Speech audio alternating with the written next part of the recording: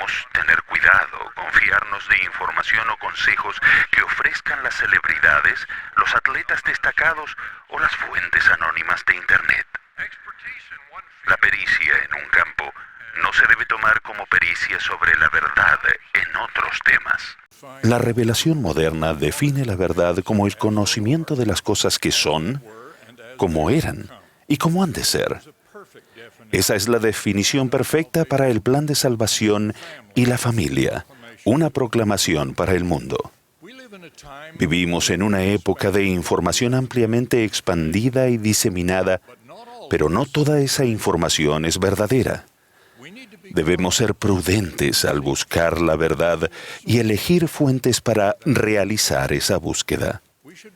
No debemos considerar el prestigio o la autoridad secular como fuentes de verdad fidedignas.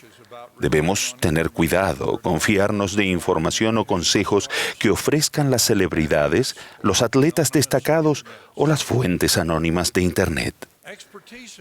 La pericia en un campo no se debe tomar como pericia sobre la verdad en otros temas. Asimismo, debemos tener cuidado con las razones de aquel que proporciona la información. Es por eso que en las Escrituras se nos advierte contra la superchería. Si la fuente es anónima o desconocida, la información también puede ser sospechosa. Nuestras decisiones personales deben basarse en información de fuentes que reúnan los requisitos con respecto al tema y estén libres de motivaciones egoístas. Cuando buscamos la verdad sobre la religión, debemos utilizar métodos espirituales apropiados para esa búsqueda. Por ejemplo, la oración, el testimonio del Espíritu Santo, el estudio de las Escrituras y de las palabras de los profetas actuales. Siempre me entristece oír a alguien que habla sobre la pérdida de la fe religiosa debido a las enseñanzas seculares. Aquellos que una vez tuvieron visión espiritual pueden sufrir ceguera espiritual que se han causado ellos mismos.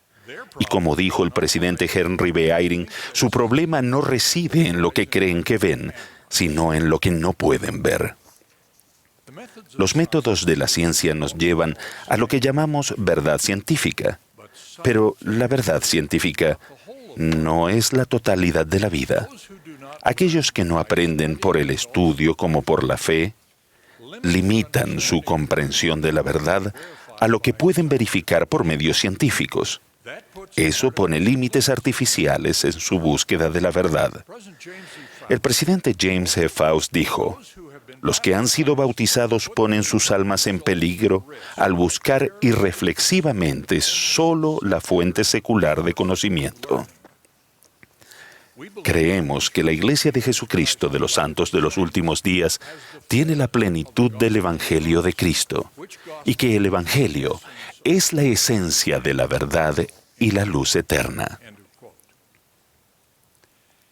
Encontramos gozo verdadero y perdurable al conocer y actuar sobre la verdad acerca de quiénes somos, el significado de la vida terrenal y hacia dónde vamos cuando morimos. Esas verdades no se pueden aprender por métodos científicos o seculares. Ahora hablaré de las verdades restauradas del Evangelio que son fundamentales de la doctrina de la Iglesia de Jesucristo de los Santos de los Últimos Días. Por favor, consideren estas verdades con detenimiento, ya que explican mucho sobre nuestra doctrina y nuestras prácticas, quizá incluso algunas cosas que aún no se comprenden. Hay un Dios que es el Padre amoroso de los espíritus de todos los que han vivido o que vivirán. El género es eterno. Antes de nacer en esta tierra, todos vivimos como espíritus masculinos y femeninos en la presencia de Dios. Acabamos de escuchar al coro del tabernáculo de la manzana del templo entonar: el plan de Dios puedo seguir. Ese es el plan que Dios estableció para que todos sus hijos en espíritu pudieran progresar eternamente. Ese plan es vital para cada uno de nosotros. Bajo ese plan, Dios creó esta tierra como un lugar donde sus amados hijos en espíritu pudiesen nacer en la vida terrenal para recibir un cuerpo físico y tener la oportunidad de progresar eternamente al hacer elecciones justas. Para ser significativas, esas elecciones terrenales tenían que hacerse entre las fuerzas opuestas del bien y del mal. Tenía que haber oposición y, por lo tanto, un adversario. Sí, aquel que fue expulsado a causa de rebelión y se le permitió tentar a los hijos de Dios para actuar en contra del plan de Dios. El propósito del plan de Dios era dar a sus hijos la oportunidad de elegir la vida eterna.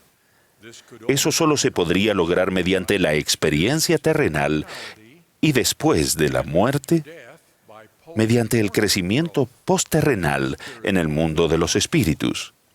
En el curso de la vida terrenal, nos contaminaríamos a causa del pecado al ceder a las tentaciones inicuas del adversario y eventualmente moriríamos.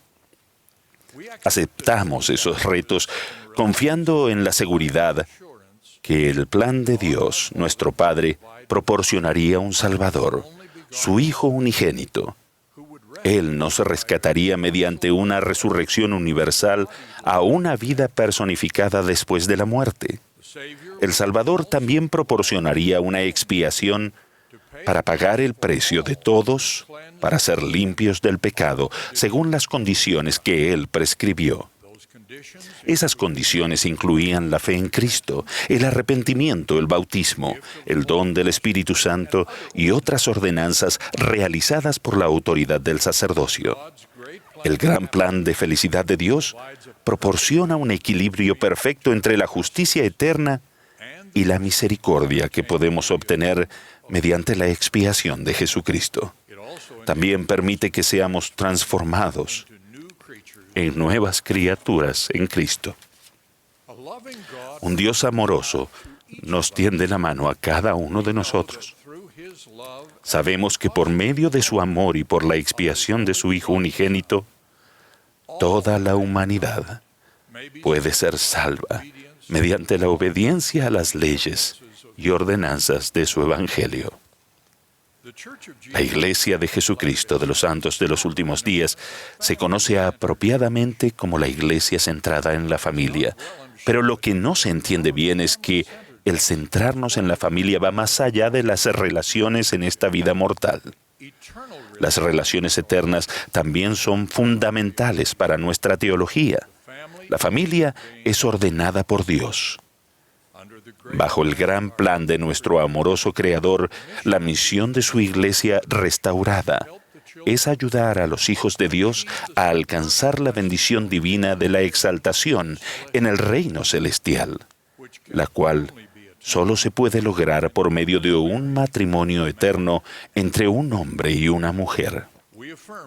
Afirmamos las enseñanzas del Señor de que el ser hombre o el ser mujer es una característica esencial de la identidad y del propósito premortales, mortales y eternos de la persona, y que el matrimonio entre el hombre y la mujer es esencial para su plan eterno.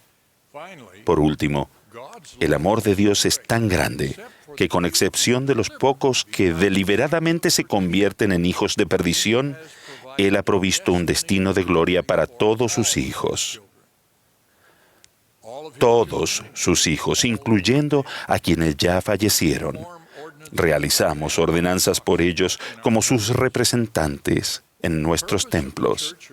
El propósito de la Iglesia de Jesucristo es facultar a sus hijos para el más alto grado de gloria, que es la exaltación o la vida eterna. Para aquellos que no desean hacerlo o que no reúnen los requisitos, Dios ha provisto otros reinos, aunque menores, de gloria. Cualquier persona que entienda estas verdades eternas puede comprender por qué los miembros de la Iglesia de Jesucristo de los Santos de los Últimos Días pensamos como pensamos y hacemos lo que hacemos. Ahora mencionaré algunas aplicaciones de estas verdades eternas que solo se pueden comprender a la luz del plan de Dios. Primero, honramos el albedrío individual. La mayoría reconoce los grandes esfuerzos de la Iglesia restaurada por promover la libertad religiosa en los Estados Unidos y en todo el mundo. Esos esfuerzos no solo promueven nuestros propios intereses, sino que, de acuerdo con su plan, procuran ayudar a todos los hijos de Dios a disfrutar de la libertad de elección. Segundo, somos un pueblo misionero. A veces nos preguntan por qué enviamos misioneros a tantas naciones, incluso entre poblaciones cristianas. Recibimos la misma pregunta de por qué damos millones de dólares de ayuda humanitaria a personas que no son miembros de la Iglesia. ¿Y por qué no vinculamos esa ayuda a nuestros esfuerzos misionales? Hacemos esto porque estimamos a todos los seres mortales como hijos de Dios, nuestros hermanos y hermanas, y queremos compartir nuestra abundancia espiritual y material con todos. Tercero, para nosotros la vida mortal es sagrada. Nuestro compromiso con el plan de Dios requiere que nos opongamos al aborto y a la eutanasia. Cuarto, a algunas personas les preocupan algunas posturas de la Iglesia sobre el matrimonio y los hijos. Nuestro conocimiento del plan de salvación que Dios ha revelado requiere que nos opongamos a muchas de las actuales presiones sociales y legales de retractarnos del matrimonio tradicional o de hacer cambios que confunden o alteran el género o mezclan las diferencias entre hombres y mujeres. Sabemos que las relaciones, identidades y funciones de los hombres y las mujeres son esenciales para lograr el gran plan de Dios. Quinto, también tenemos una clara perspectiva sobre los hijos. Consideramos que dar a luz y cuidar de los hijos es parte del plan de Dios y un feliz y sagrado deber de quienes tienen el poder de participar en él. En nuestra opinión, los máximos tesoros en la tierra y en el cielo son nuestros hijos y nuestra posteridad. Por lo tanto, debemos enseñar y luchar por principios y prácticas que brinden las mejores condiciones para el desarrollo y la felicidad de los hijos, de todos ellos.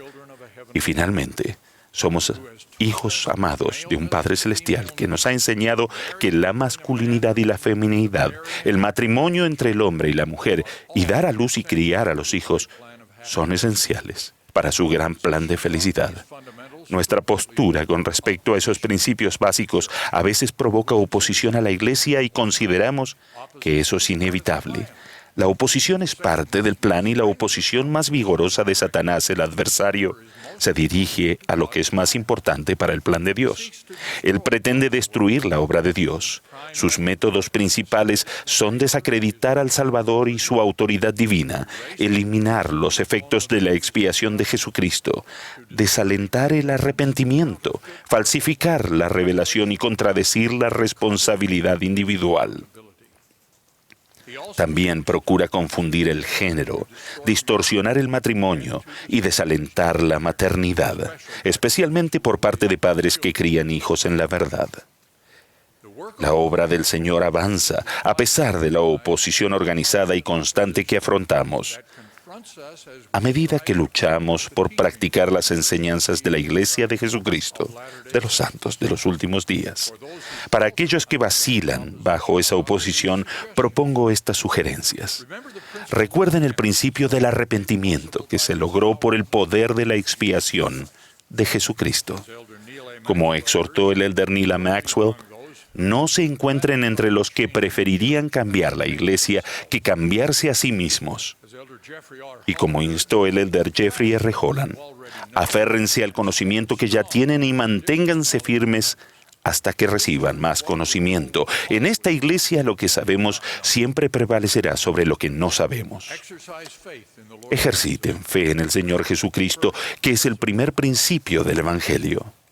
Finalmente, busquen ayuda. Nuestros líderes de la Iglesia los aman y procuran guía espiritual para ayudarles.